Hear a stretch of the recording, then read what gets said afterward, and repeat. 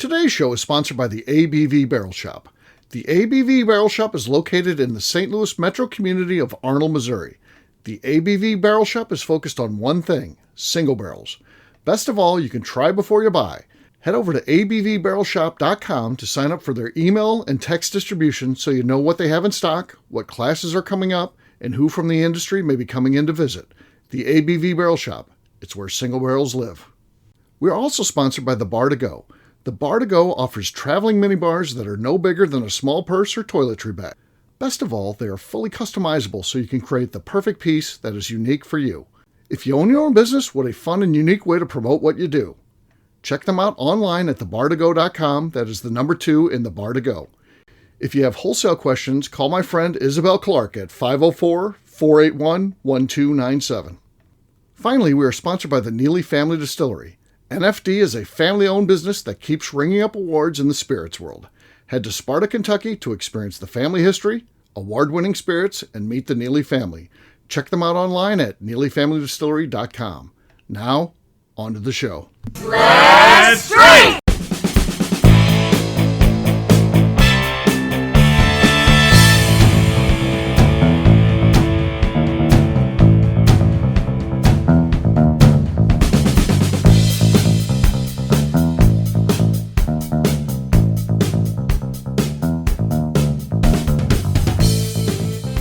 Welcome to the Bourbon Daily, the podcast about everything bourbon delivered to you every day of the week. Today we talk about an unusual use for spent mash. My name is Steve Akeley. Please join me in welcoming our special guests, Luke Otero, Lenny Eckstein, and Ryan Thompson. What's going on, guys? Hey, fellas. What's up, guys? Hey-o. Hey-o. We got Becca lost to Bourbon Palooza. So Bourbon Palooza won, Becca nothing. She showed up for the first show, but she was struggling. So we decided to cut her loose, and she was going to bed. So, yeah. So we had a really good time at this event, guys. It's one that's really... it's just like a perfect little weekend thing. None of you guys have ever been to that one. If you ever get the chance, we do it in St. Louis in the fall. In the spring, we do it in Bardstown. And, of course, we're in the spring, so we're just coming off of the Bardstown one. And it was incredible. So we get together Friday night. We do a bottle share. Started a poker tournament this year. That'll be on each Friday night moving forward. Then on Saturday, we do 4 events at 10 a.m. And, again, you decide what events you're going to. We do a draft. Like if you're into fantasy football, or you at least have a concept knows how to work, we do a Zoom event where we do a draft. So I draw people's names out. Okay, you get to pick what you get the first shot at, because there's a capacity of 15 people at each of the 4 events. And I don't do it where it's just whoever buys the tickets first gets. It's this draft, which is kind of a fun part of it. It's done weeks before that you do that. So there's 4 in the morning that you go to, and then we leave time in the middle for lunch, so you get the opportunity, and that's all on your own. There's no curated lunches or anything like that, because we got people in 4 different places. And then we go to 4 events at 2 p.m. in the afternoon. And again, same type of thing. They've got that in the draft. And then in the evening, we finish it up Saturday night with a big bottle share, which is incredibly fun because people are coming in. Everyone's experience is different. I mean, there might be some that happen to have the same AM session versus PM, but for the most part, you're talking to people. What did you do today? They want to hear about your event, and then the people you're talking to want to hear about the event that we attended.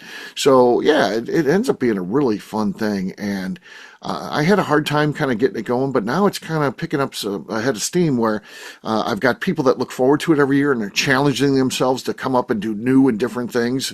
Denny Potter, Jane Bowie, we started with them before their distillery was even open, if you go back 4 years now. And they're having fun with it. They're already working on their one for next year. And, Freddie No has now become a staple of that. So we do something with Beam and the Beam family. That is awesome. And we did one Heaven Hill for the first time this year. J.W. Dant, Log Still Distillery. I can't say it. I don't want to get them in trouble. It was at Log Still, which, the Dant family.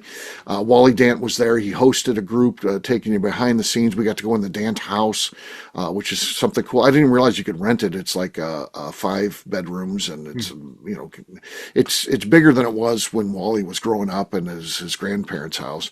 They expanded it, and it's just a really nice thing. And we got to taste whiskey and all these things. And Bronner did a couple events for me. We did an event at Neat Whiskey Bar. This is kind of cool. First time we've done events at Neat. We haven't been at the Bardstown location until this year. Last year when we were open, it was like a week before they opened up. So we did it at Louisville the previous 2 years, which then you got to get and drive up to Louisville. It's nice being this year. And what I added this year, not only did Owen Powell, the owner of Neat Whiskey Bar, lead a tasting of Dusty's, I had Lisa Wicker, who happens to live in Bardstown. I was like, hey, you want to come in and do an event for me where we did it? So she just participated with the group in the Dusty tasting. And then afterwards, Owen puts together a cocktail for you. You get to pick and choose which one you want, anything off the menu in terms of cocktails. And then it was just cocktail hour with Lisa. And then Lisa just shared stories and people asked her questions. Obviously, she's a leader in the bourbon industry. It's just stuff like that. Very small, intimate events. You're talking 15 people at an event. It's not overwhelming. Everybody has access to the host. It's a perfect formula, really. So yeah, that's super sounds cool, like Steve. you've got the recipe of success for that. Yeah. That event, Steve. Yeah, it's really good too. What plays into this is the Bardstown Motor Lodge. We stay there, and our group can take over the whole thing, and then it's just us. And there's a courtyard in the middle, so everyone comes out and goes in there. We're not bothering anything on the streets. There's nothing around where it's like, hey, this group is too loud or anything. We've got all the rooms, so it's no big deal. We don't have to worry about people, a family being there on vacation or something. Pizza on the table. Leaving pizza on the table. Yeah, there was an incident. We've got some new people. I've never had any issue like that. It surprised me. I will change how I do things. I'm always going to put a disclaimer on there that there's zero tolerance for, in any way, trashing a venue. And it wasn't terrible. It wasn't like, man, they broke stuff and all. But they just left all over. And that's how you get disinvited to places. If they come in and they got to put their staff on cleaning all that stuff up, they're going to be like, we don't like dealing with these people. It's a pain in the butt. So Could it have been Becca? What about Becca? Could it have been Becca? Maybe she is. Maybe to some degree, not all of it. She was out late, but she wasn't the last one because I know that there was people there after her. I was already actually went to bed. I went to bed before those guys, and so I don't know. I'm not trying to point finger. I'm just trying to say there was a problem. I fixed it this time, but I'm not fixing it again. I would fix it but if I woke up next time and I would go out there and fix it again. Absolutely, I'm not above cleaning up a mess, but I would get rid of the people that did it because you don't respect me for putting the event together. You don't respect the venue. You don't respect the other people who now have to hear me complaining all the time because you know who hears that. The people who had nothing to do with it. When I set this meeting up next time, I'm like, and by the way, don't leave the courtyard trash, and I'm going to get rid of you. You know who hears that and gets kind of offended by that is the people that would never do that. The people that do that kind of stuff, they don't care. So I just got to weed them out. If there's anybody who's a problem, you got to weed them out if you want to have a good event. So, that was unfortunate, but not a huge deal. It wasn't terrible, but it's just nothing. I never want to see that. I never want to open up the window, look out in that courtyard, and be like, "Holy shit! I got to get out there. I got to throw some clothes on and get out there and clean up." Yeah. So. Well, hopefully it'll take care of itself. Yeah, I think so. I think everyone know how I felt. I'm not really pointing out people. I'm just saying this is a problem. Let's fix it and let's just go on. Let's go on and never make the same mistake again. That's basically what I said. So yeah.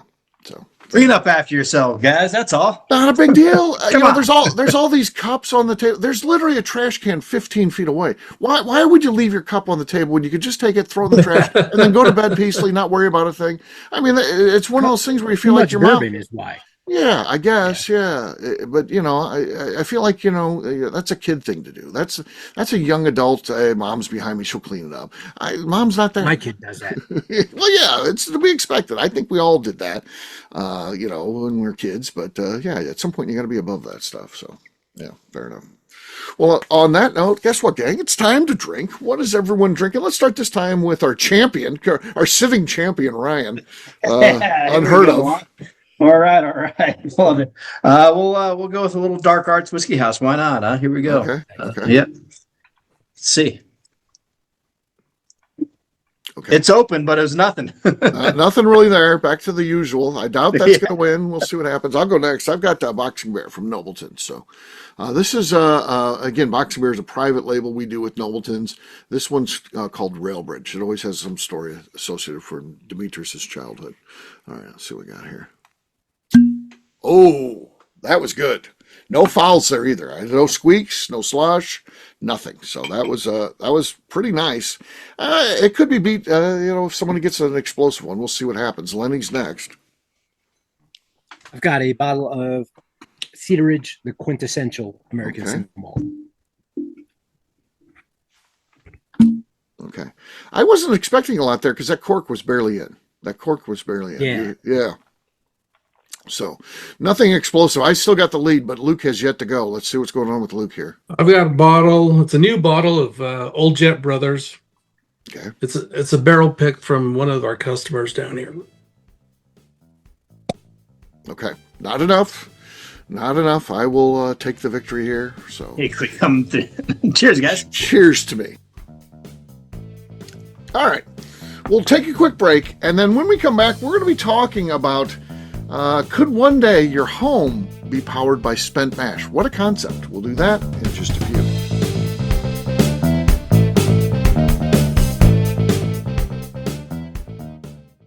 Okay, let's talk about the people that make these shows happen.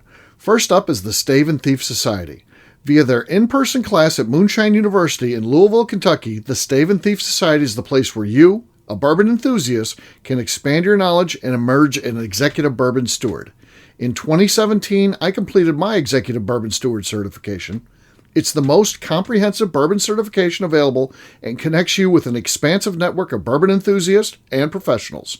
Check out the full listing of in-person and online certifications and join the society today by enrolling at staveandthief.com. Speaking of executive bourbon steward certification, the ABV Barrel Shop in St. Louis, Missouri has developed a unique partnership with the Stave and Thief Society to offer a preparatory class to assist you in getting your executive bourbon steward certification. This prep class costs only $25 and is available to take live or online via Zoom. Graduates of our class receive a coupon code good for 15% off your executive bourbon steward certification held in Louisville, Kentucky. This saves you almost $90. Additionally, you can collaborate with fellow attendees to split travel costs when you go to Louisville. If you're interested in signing up for the class, simply head over to abvbarrelshop.com and check out the classes and events page. Last but not least, we are sponsored by Neely Family Distillery. Royce Neely is the 11th generation distiller in one of America's oldest distilling families. A visit to Neely Family Distillery takes you through family history, where you can see all the artifacts and newspaper clippings through the years from this family that started distilling in America after James Neely arrived from Northern Ireland in 1740. Today, Royce Neely and his team are crafting some of the best spirits in America. Their bourbon and absinthe offerings keep winning top honors in spirits competitions. Recently, their absinthe made history as the first platinum winner in the absinthe category at the San Francisco Spirits Competition. Neely Family Distillery is definitely a bucket list destination if you are a bourbon fan.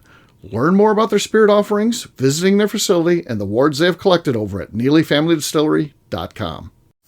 And now, back to the show.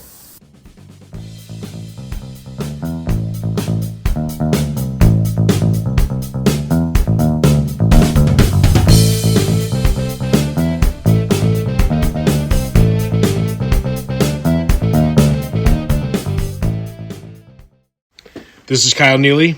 I need to go home and wiggle my mouse. You're listening to the Bourbon Daily. Everybody, welcome back. It's Colonel Steve here with the crew, and no Becca. She has checked out for the evening. We've got an interesting one here. This some scientists been working, and this is University of Kentucky started this thing, and finding out if there's alternative things you can do with spent mash, because obviously a lot of us know that there's different things they do. Some dry it out, and I don't know what they do with it then, but others are selling it to places that have livestock. But there's only so much that you can do, and there's a lot more spent mash than there is livestock, seemingly, at least that has access to it. So it ends up being a real problem. What do you do with this stuff? And then, so they've come up with this thing where they can utilize it to make batteries, these supercapacitors, they're saying, utilizing spent mash. Now, again, the science of it, don't ask me. I'm no scientist. I read the article. I still don't fully comprehend how it works, why it works, if this could even be a big thing. But if it could, is this of interest to you guys? there are clearly smarter people than I out there, because I never in a million years. Who would look at But that and be like, I wonder if we could power Yeah, a battery with that? I have no idea how you could take spent mash and power a house. So kudos to those guys figuring it out, man. I don't know. Yeah. I just make Right? a mess with it and feed the deer. Right, feed the Yeah. deer. Yeah, yeah. I love those posts, Lenny. Those are great. Yeah. Yeah, and I always like the use of dog treats as well. I thought that's a creative use of spent mash. Yeah, oh, sure, for sure. Yeah. I get that side. Making power in your house, that's beyond me. I don't know. I don't know either, but it's not only like regular. It's like these super capacitors. Like this really has the opportunity to generate some power that could be a big thing. So I don't know.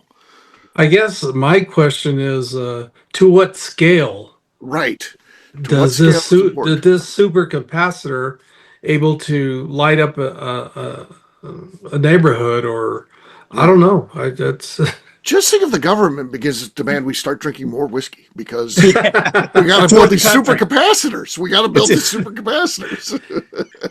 I'm willing to do my part. I know that much. I know. I think this whole audience is probably willing to do their part, right? I think we got that. Right. We got that. We're buying from the people on this one.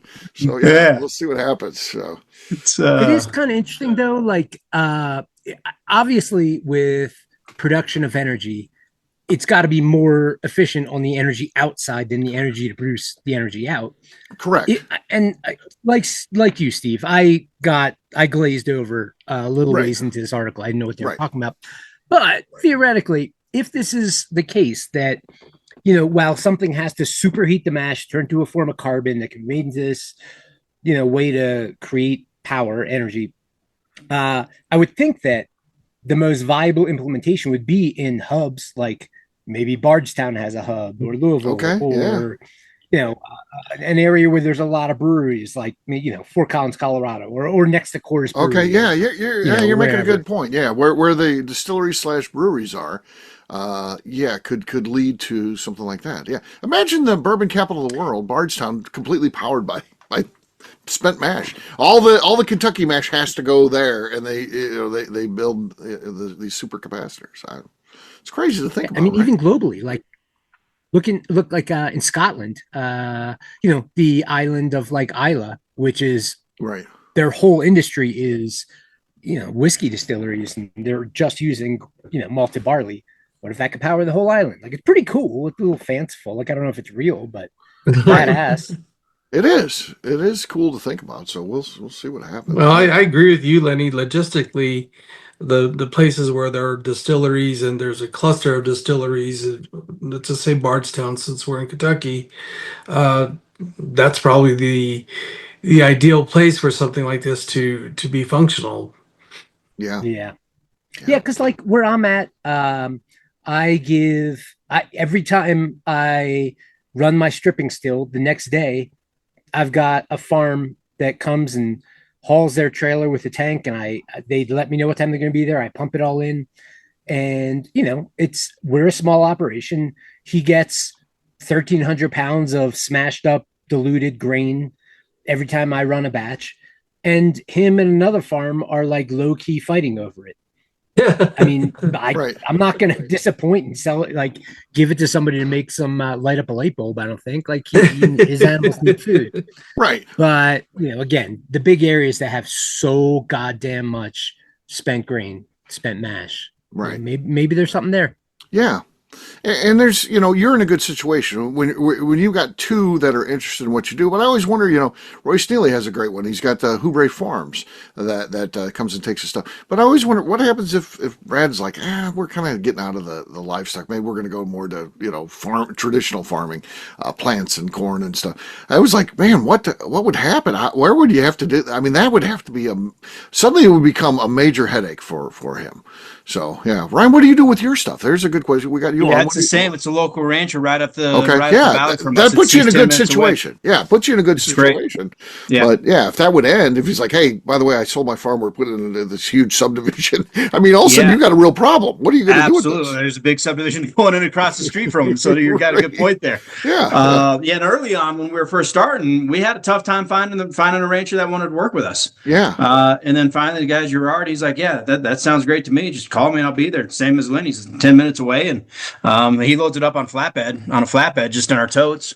Yeah. So Yeah. it's a great, and it's a win-win. We don't pay him. He doesn't pay us. He just takes it and dumps it out and brings it back to the tote. So Yeah, you don't have to worry about it then, which Yeah, like I no, said, would become a thank goodness. major worry if that guy calls Yeah, tomorrow. Steve, you and bring says, up a good point. yeah. Right. Like a distillery has to get rid of this stuff. Right. So You I can't mean, just I've put in heard of garbage very- cans and be like, oh, okay, we'll put it out of the curb for the Right. no. Yeah, Yeah. that's not I've happening. come close to that. Like, I mean, I've heard of small distilleries that run, like flour into their mash, just diluting it and letting it go down the drain. Mhm. But, like that might not be their problem, but it's going to be their wastewater treatment plant's problem when Right. all of a sudden like levels spike and things aren't the way they're supposed to be. We've thought about, although I don't think it's necessarily like to code, whenever I ran into a bind and I couldn't get rid of my grain, I just dump it on the small piece of land around our barrel warehouse. Now, it works and all the deer come running out and they eat it, but we're also right next to a police station on one side and a neighborhood on the other side. Right. I actually had somebody from that neighborhood be like, what the fuck's going on? They asked one of our bartenders. Right. Like, is Lenny feeding the deer? And like, Right. yes, I am. On a small scale, from time to time, does that make a difference? Probably not. That's probably actually, not even a bad thing. But if all of a sudden every dump of mash you put there, they're going to soon it's going to be like stacking up and molding and It'd be smelling. disgusting. Yeah, it would be Yeah, terrible. yeah. So so it has the potential to be just a terrible problem for you guys to deal with. So I'm glad both of you guys have solutions that help with that. But yeah. But hopefully this comes up, and again, maybe there's a need for this, and it kind of takes care of an industry-wide problem because people that are having problems with that, or if that guy does sell out, and there's a subdivision going in, you have a backup plan, which is always nice to have. So in business, so yeah, I'd be curious enough to see a pilot program start somewhere. yeah, right, yeah, Yeah. So Yeah, I want to see a light bulb turn on from our spent mash. You're damn right it did. Sounds Charge a Tesla or something. yeah. Right. Something like that, yeah. It's incredibly interesting and fun to think about, and we'll see what happens. I'm sure they'll continue to refine it and work on it. But there you go. Just wanted to inform you a little bit about that, and we're going to wrap this one up as we always do by talking about where people can find us. Luke, we'll start with you. Where can people find you? You can find Santa Fe Boutique Wines on Instagram, and you can find me on LinkedIn. Lenny. You can find me and the rest of Deerhammer on social media at Deerhammer, on the webs at deerhammer.com, where you can order single barrels of Deerhammer shipped straight to your door, and you can come visit us in beautiful Buena Vista, Colorado. All right, Ryan. That's all socials at 10th MTN Whiskey, and our website's 10thwhiskey.com. It's 10th whiskey with an E. All right. For me, I'm an easy guy to find at Steve Akeley across all social media. ABVnetwork.com is where all of our content is. ABVBarrelShop.com is where we have information about the Barrel Shop. Please check that out. We put our events out there, what's currently in inventory, and a bunch of other stuff. ABVBarrelShop.com. Also, check out Bourbon Sasquatch on YouTube. We do some fun stuff on there. And last but not least, give us a 5-star review with comments. It helps new people find the show. And head over to patreon.com/the ABV Network. That'll do it for today. We'll have a brand new show for you tomorrow. Looking forward to that. Until then, take care, everybody. See ya. See you guys. Later, everybody. Peace.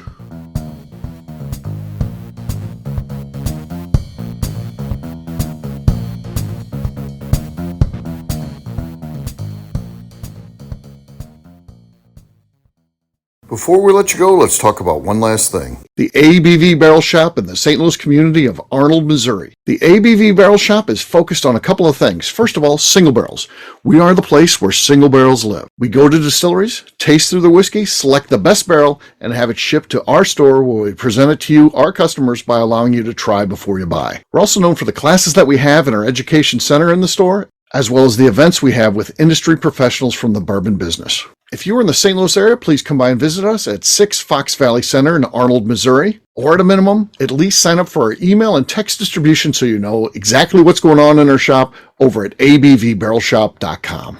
This is Steve Akeley, owner of the ABV Network, signing off. We thank you for listening to our programming and truly appreciate your support. The Bourbon Daily is part of the ABV Network. For more information or to become a sponsor, please visit abvnetwork.com. Thanks for listening and cheers. This has been a Steve Akeley production.